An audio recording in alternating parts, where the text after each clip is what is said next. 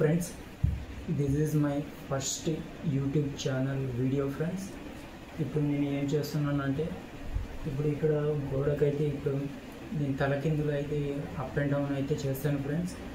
ఎందుకంటే ఇప్పుడు అది మన బాడీ మొత్తం బ్లడ్ సర్క్యులేషన్ అయితే అవ్వడానికి. సో చూడండి ఫ్రెండ్స్,